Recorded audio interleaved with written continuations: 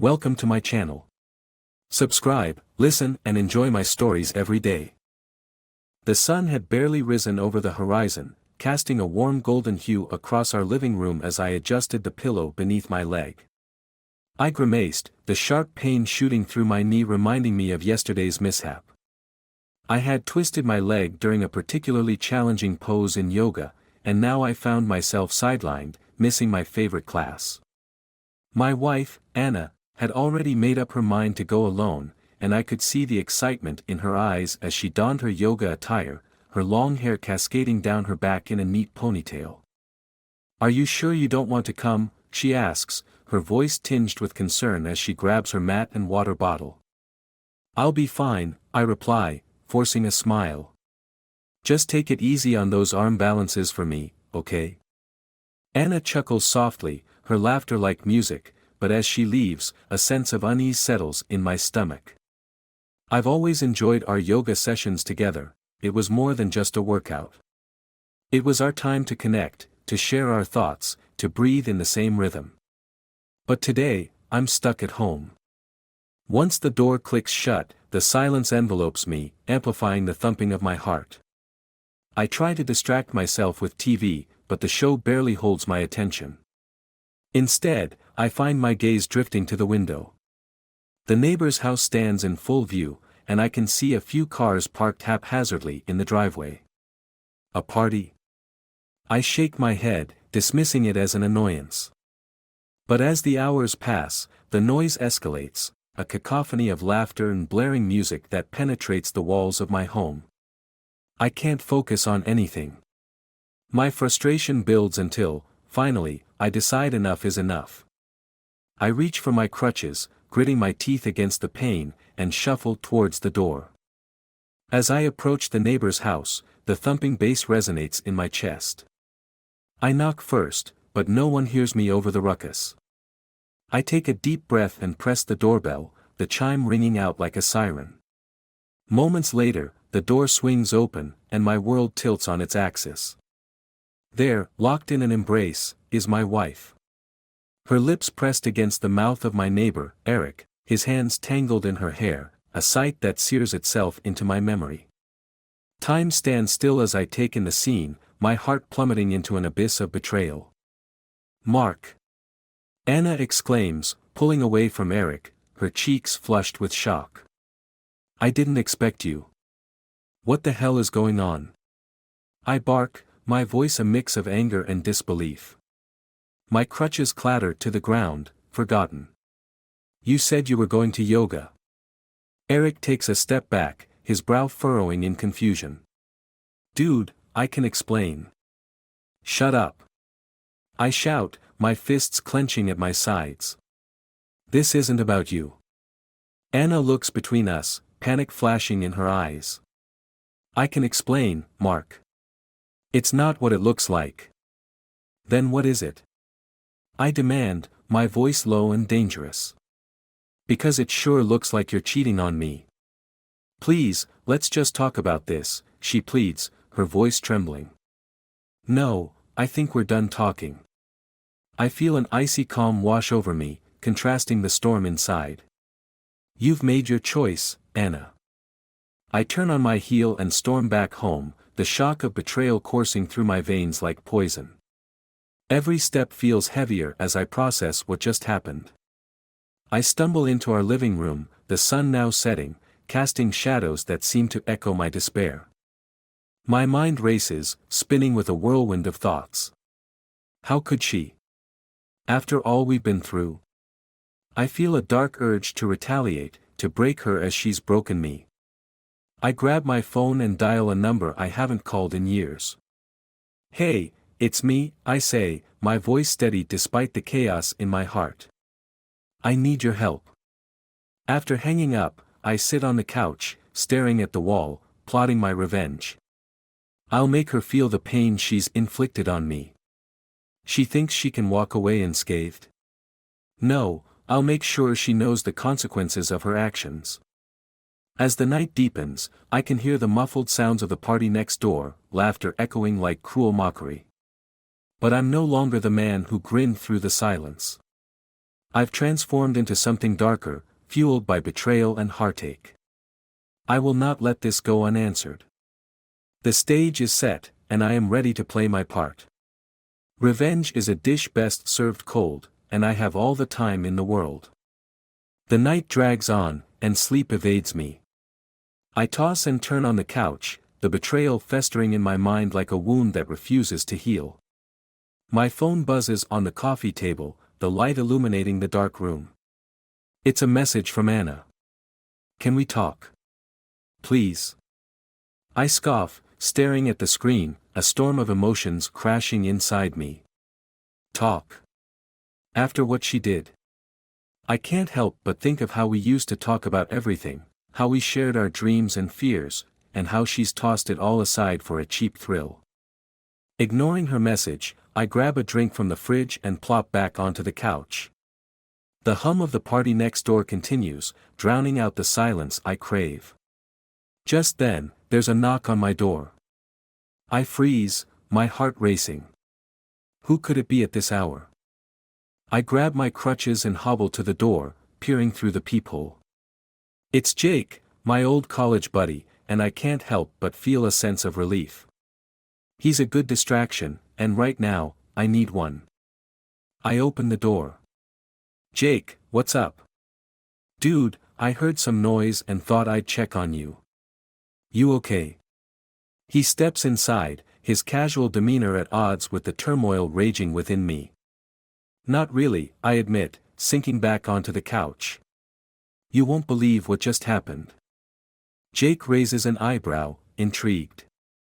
Try me. I tell him everything, the injury, the yoga class, the scene with Anna and Eric. With each word, I feel a mix of anger and disbelief swelling inside me. Jake listens intently, his expression shifting from surprise to concern. Man, that's brutal, he finally says, shaking his head. What are you going to do about it? I don't know, I reply, frustration bubbling to the surface. I want to make her feel what I felt. She can't just walk away from this. Revenge isn't going to fix anything, Mark, he warns, leaning forward. You need to focus on yourself, not on hurting her. Easy for you to say. You're not the one who's been betrayed. I shoot back, my voice rising. She's shattered everything we built together. Just then, my phone buzzes again, this time with a call. I glance at the screen, it's Anna. I consider ignoring it, but the urge to confront her swells. I need to take this. I step away from Jake, my heart pounding as I answer the call. What do you want? I demand, trying to keep my voice steady. Mark, please listen to me, Anna pleads, her voice shaky. I know I messed up, but I need to explain. Can we meet? Meet? I scoff. You think I want to see you after what you did? Just give me a chance. I promise I'll explain everything, she insists, desperation seeping through her words. I glance back at Jake, who watches with concern. Fine. Where? Let's meet at the coffee house on Maple Street in an hour, she suggests. I hang up, turning back to Jake. She wants to meet. You sure that's a good idea? He asks, his brow furrowed. What if she tries to manipulate you? I shrug, my resolve hardening. I need answers. And if she thinks she can play me, she's in for a surprise. As I prepare to leave, Jake grabs my arm. Mark, be careful. Don't let her twist your emotions. I'll be fine, I reply, though I can feel the tension coiling within me. I head to the bathroom, splash some water on my face, and dress quickly, the adrenaline pumping through my veins. Arriving at the coffee house, the familiar scent of coffee and baked goods washes over me. I scan the room and spot Anna at a corner table, fidgeting with her hands. My heart races, a mix of anger and sorrow swirling inside me as I approach. Thanks for coming, she says, her voice barely above a whisper. Cut the small talk, Anna. Just tell me what happened, I demand, my tone leaving no room for pleasantries. I didn't mean for it to happen, she starts, her eyes darting away. Eric and I were just. I don't know. I was confused. You've been so distant lately. Distant? You mean because I've been injured? I scoff, disbelief coloring my words. That's your excuse. It's not an excuse. I thought you were busy with work, and I wanted to feel connected, she says, her voice cracking. I made a mistake, but it doesn't mean I don't love you. Love? I repeat, incredulous. You think love allows you to kiss another man? To cheat on your partner?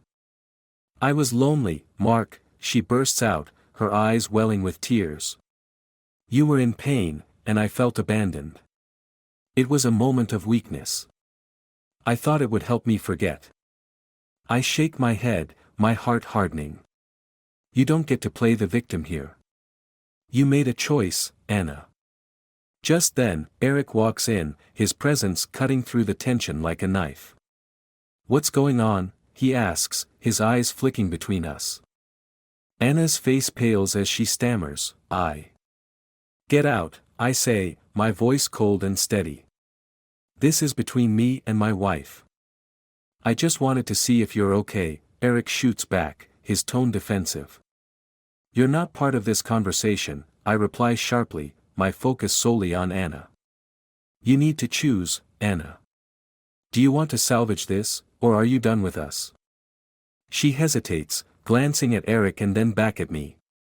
I don't know. Great. Just great, I mutter, anger boiling inside me. You've already made your choice once. Don't waste my time with indecision. Mark, please, Anna begs, her voice cracking. I want to fix this, I really do. Fix what? I challenge, my voice rising. You broke it. You don't get to just say, sorry, and expect everything to be fine. Eric shifts uncomfortably, the tension hanging thick in the air. Maybe we should all just take a step back. Shut up, Eric. I snap, fury spilling over. You're not part of this. Maybe you should listen to him, Anna interjects, her voice rising in desperation. You're being irrational. Rational? I bark. You think this is rational? You betrayed me. I'm the one who gets to be irrational here. The coffee shop buzzes around us, but in this moment, it feels like we're in our own world, two people caught in the whirlwind of love and betrayal, with Eric standing awkwardly in the middle. Anna's face crumples, and for a moment, I think she might finally understand the gravity of her actions. But then she turns to Eric, her eyes pleading. I don't know what to do, she whispers, and that's the moment I realize that I'm fighting a losing battle. The realization hits me hard, she's already made her decision. I take a deep breath, steeling myself for what's to come. Fine, I say, my voice low and icy. You want a choice? Then I'll give you one. I'm done, Anna. I'm not going to let you hurt me anymore. With that, I turn on my heel and leave the coffee shop, the sound of their voices fading behind me. I step into the cool night air, determination flooding my veins. The game has changed, and now I'm ready to play to win. I won't just walk away, I'll make sure she understands the consequences of her actions. This isn't over. Not by a long shot. I drive home, the engine humming beneath me, but my mind is a storm. Anna's tear-streaked face haunts me, her half-hearted apologies ringing in my ears. The betrayal cuts deeper than I thought it could, twisting like a knife in my gut. I need to regain control over my life, and it starts now. Once inside, I pull out my phone and shoot Jake a quick message, we need to meet. It's important. The response is almost instant. Where and when? Come over in 30, I reply, my fingers trembling slightly. I pour myself a glass of whiskey and pace the living room, replaying the confrontation over and over. What do I want? What can I do? I can't let Anna's actions define me. 30 minutes later, there's a knock at the door. I open it to find Jake standing there, looking serious. What's going on? You sounded urgent. Let's sit down, I say, gesturing to the couch. I pour him a drink and settle in, trying to organize my thoughts. I just saw Anna and Eric at the coffee shop. Did you guys talk? Jake asks, taking a sip of his drink. Yeah, and it was a disaster, I reply, frustration creeping into my voice. She's still defending her actions, saying she was lonely. I can't believe it. Jake nods, his brow furrowed. What do you want to do about it? I want revenge, I say bluntly, my voice steady. I'm not just going to let her walk away unscathed. She needs to understand the impact of her choices. Revenge isn't the answer, Mark, Jake warns, his expression serious. You're better than that. Think about how this will affect you in the long run. Easy for you to say, I retort. You haven't been betrayed by someone you trusted. What do you have in mind? Jake asks, his curiosity piqued. I'm thinking we can make her life a little difficult, I reply, a smirk creeping onto my face. Nothing too crazy, just enough to make her realize what she's lost. Like what? Jake presses, his skepticism evident. I could leak some embarrassing information about her at work, I suggest. Maybe a little scandal could shake her up. Mark, that could backfire on you, Jake cautions, his voice firm. What if it comes back to you? You're already in a vulnerable place. I sigh, running a hand through my hair. I just want her to feel the pain I'm feeling. She's living her life like nothing happened while I'm stuck here in agony. Listen, Jake says, leaning forward, how about instead of revenge, you focus on yourself? Go out, meet new people, take back your power. That's how you win. Win. I echo, the bitterness rising in my throat. How is moving on winning? It feels like letting her get away with everything. Sometimes, letting go is the strongest move you can make, Jake replies, his tone soothing but firm. You're not going to find peace by dragging her down. You'll only end up hurting yourself more. I pause, contemplating his words. Maybe you're right. But it doesn't feel that way. You have to give yourself time to heal, Jake insists. And when you're ready, you'll see things more clearly. Just then, my phone buzzes with a message. I glance down to see it's Anna again. Can we talk? Please. I want to make things right. Ugh, I groan, tossing my phone onto the coffee table. She's relentless. Maybe you should answer her, Jake suggests. Not for her sake, but for yours. Clear the air. I don't want to give her the satisfaction, I reply, crossing my arms. But maybe I should face her one last time. Just be careful, Jake warns. Stay true to yourself. I take a deep breath, my resolve hardening. Okay.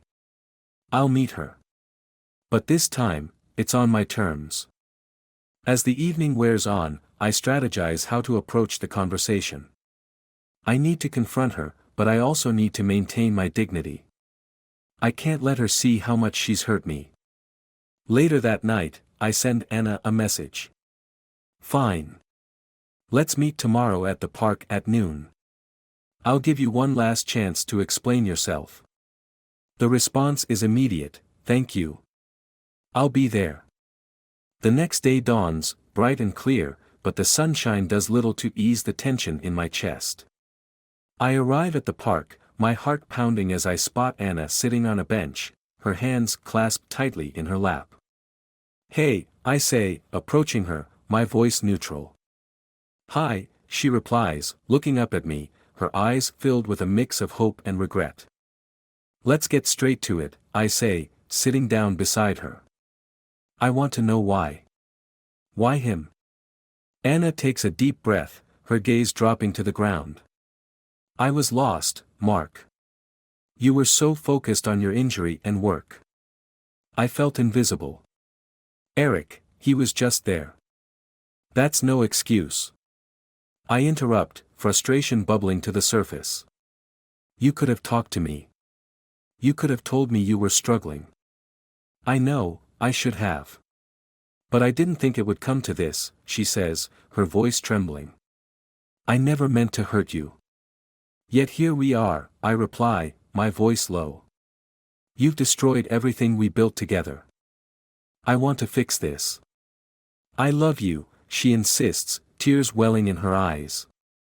I made a mistake, but I want to make it right. Love doesn't allow for mistakes like this, Anna, I counter, feeling my heart harden. You don't get to say, I love you, after betraying me. I know I messed up, but I need you to understand how much I regret it, she pleads, desperation etched on her face. I can't change what happened, but I want to try and rebuild. I don't think I can trust you again, I admit, my voice barely above a whisper. Trust takes time to build, and you've shattered it in an instant. I understand, she replies, tears spilling down her cheeks. But can't we at least try? We've shared so much together. I don't want to lose you. Maybe losing each other is what we need, I say, my heart heavy. I can't pretend this didn't happen. You've crossed a line that can't be uncrossed. Please, just give me a chance, she implores, reaching for my hand. I pull away, my heart aching. You had your chance, Anna. And you threw it away. Standing up, I take a step back, feeling a weight lift from my shoulders. I can't do this anymore. It's over. As I walk away, I hear her sob behind me, the sound piercing through the air like a knife. But this is what I need. I won't let her pain dictate my life anymore. I'm taking back my power, and it feels liberating. I drive home, the sun setting on the horizon, casting long shadows across the road. I know this isn't the end, it's just the beginning of a new chapter in my life. The next move is mine, and I'm determined to make it count. Revenge or not, I will rise from the ashes of this betrayal and find my way back to myself. I sit in my living room, the silence of the house echoing around me like a heavy blanket. The sun has dipped below the horizon, casting long shadows across the floor, and for the first time in days, I feel a semblance of peace. I've made my choice. I won't let Anna's betrayal define me. But deep down, the lingering anger and hurt refuse to fade. As night settles in, I grab my phone and scroll through my contacts, hesitating at Anna's name. Part of me wants to text her, to see how she's coping, but another part insists on holding firm to my decision. She made her choice, now I'll make mine. Just as I'm about to put the phone down, I receive a message from Jake, "Are you okay? I heard from Eric that things got heated. Want to talk?" I type back, "Yeah, I'm fine. Just need some time." Moments later, my phone rings. It's Jake. "Hey, man, I just wanted to check in. How are you holding up after your talk with Anna?" "Not great," I admit, my voice heavy with the weight of the situation. I told her it's over, but it feels like there's still so much unresolved. "Look, if you want to grab a drink or something, I'm here for you," Jake offers. "You shouldn't have to go through this alone." I appreciate the sentiment but shake my head. "I need to figure this out by myself, Jake. Thanks for offering, but I'll be okay." "Alright, just remember that I'm here if you need anything," he replies, and I hang up, feeling a mix of gratitude and isolation. The following day, I'm at the gym, trying to channel my frustration into a workout. As I hit the punching bag, the rhythm of my fists hitting the leather brings me some clarity. I'm pushing myself harder than usual, my muscles burning, but with each strike, I can feel the anger dissipating, replaced by a sense of empowerment. After my session, I take a moment to cool down, leaning against the wall as I catch my breath. Just then, I see Eric walking in, his face tense as he scans the room.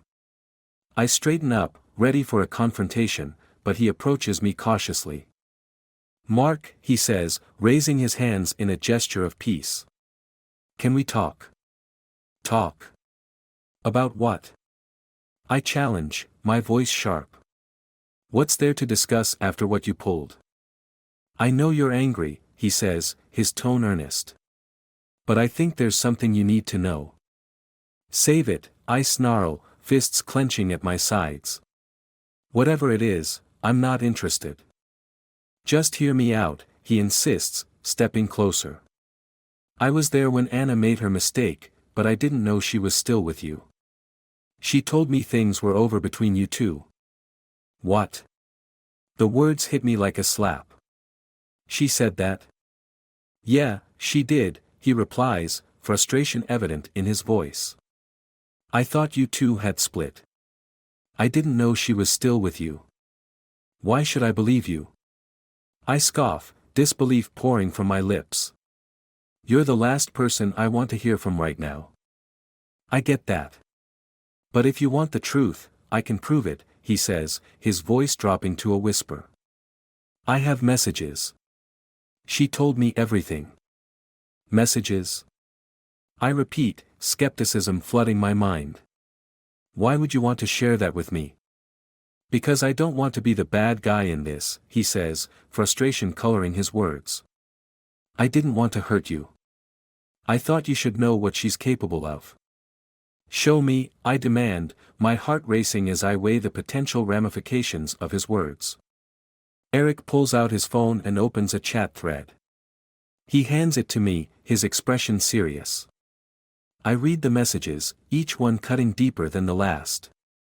Anna's words leap off the screen, filled with promises she never intended to keep. Mark, I'm sorry, he continues, his voice low. I didn't mean to get involved. I just thought you should know. I hand the phone back to him, my mind racing. You think this changes anything?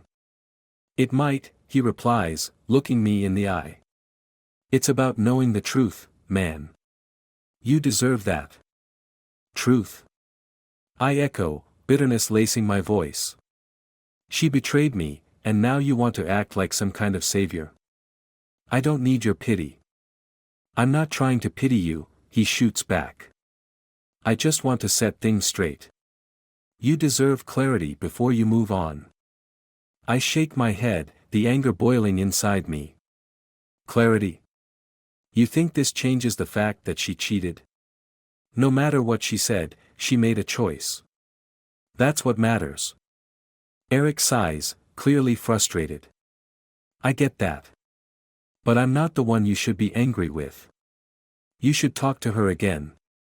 Face her and get the real story. I'm done talking to her, I snap. I'm done with all of it. With that, I turn and walk away, the weight of the situation dragging me down. I can't shake the feeling that I've been played, that Anna has manipulated not only me but the situation as a whole. Back home, I try to distract myself with TV, but nothing holds my attention. The phone buzzes again, another message from Anna. Can we meet again? I need to explain. My finger hovers over the screen, and for a moment, I contemplate ignoring it. But curiosity gnaws at me, and I type back, fine. Let's meet at our old spot by the lake. Tomorrow at noon. The next day, I arrive at the lake, the sound of water lapping against the shore providing a backdrop to my racing thoughts. Anna is already there, her face pale and anxious. Thank you for coming, she says, her voice shaky.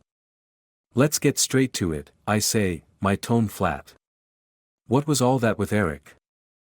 Her face drains of color. What do you mean? I know he talked to you, I reply, crossing my arms. What did you tell him?